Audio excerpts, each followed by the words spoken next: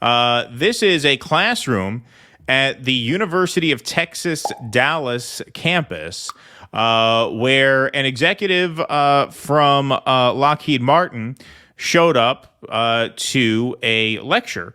And it seemed to be some sort of business economics course that he was lecturing. And let's hear the students. Let's hear what questions they had for this business leader. You have a very impressive resume. During the 18 years that you spent working on the F-22 jets and the years since that you worked on the F-35, if you were to give an estimate, how many children do you think you've killed?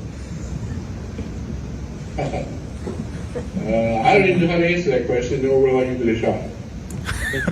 Hey boss, as a business major, company culture is a big factor when looking for internships, especially at a project manager position where you can spend most of your time working with others. What can you share about company culture and working with a team of genocide supporters and murderers? That's another one I'm not going to answer because that's not who I work with. And I'm just wondering, as let's say an intern working on, like as a systems engineer or a software engineer, I don't know if you'd be able to speak on this, but would you be working on a small part of those systems? Or are you working on projects with business impact? Like, would I be kind of doing like a small little side project, or would I be able to directly contribute to the murder of Palestinian children? I really would like to know what his answer was. Yeah, I'm sure he just brushed that off the way he did the other two. I'll kill that audio there because I don't know if that's a copyrighted song that will fuck with us. But here, I'll bring that back up, and we can take a look at what those screens says. Lockheed Martin is the world's largest military company, which manufactures, Jesus Christ, can you go any faster? Which manufactures fighter jets, attack helicopters, and missile systems that the Israeli military uses against the Palestinian people. Lockheed Martin also featured prominently as a supplier of arms during the aerial bombardment of Lebanon by Israel.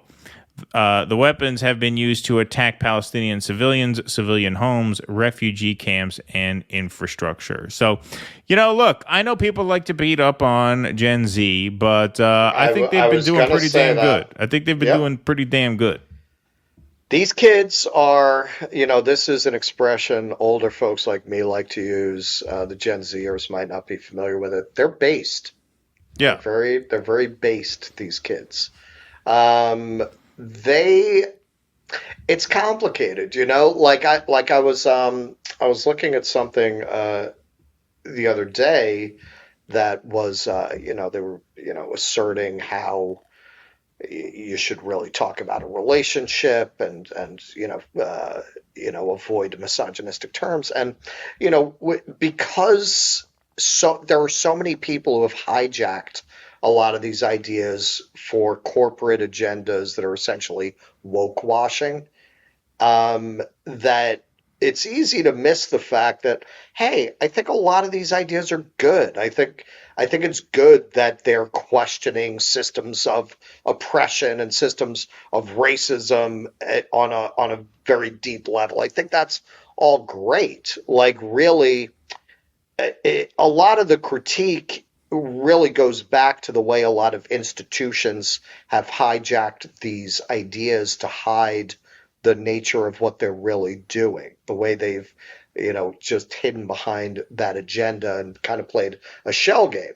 But what we're seeing now with the outbreak of this war is you've started to see these students interrogating their own universities for their investments, for what they're involved in, for what they're supporting, for what kind of work they're doing with the Defense Department. That element was always missing, and that was a big part of why it was easy to dismiss a lot of it. Oh, it's woke shit, right? And some of it is. And some of it goes too far, and some of it, I think, is misguided. A lot of it is counterproductive. But I think what we have seen now that something very real happened is a lot of them are in earnest and are sincere and really do want to put these ideas into action in the real world. And I don't think you've gotten a generation that would have handled a defense contractor coming into their class to pitch, I guess, careers at Lockheed Martin that way, right? Since the 60s and 70s. Certainly the Xers were not my generation. We were not radical to that point. I mean, not a lot of us.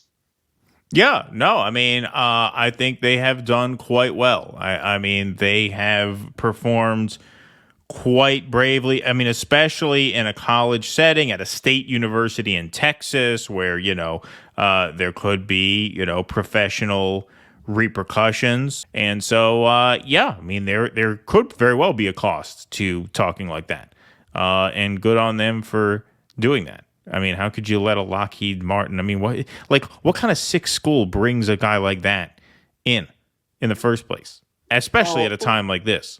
For a very long time, they got away with this shit. Right. This is what winners take all is about.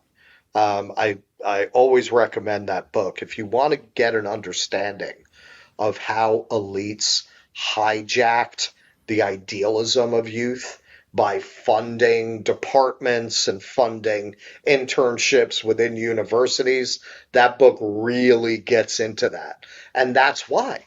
That's why, because for a very long time, they've convinced idealistic students to go into consulting, to go work for these corporations. Hey, you want to change the system, you got to go to the inside, find out how it works, and then make your ideas scalable. They got totally brainwashed into the idea that the premises of neoliberal capitalism were the best outlet for their idealism.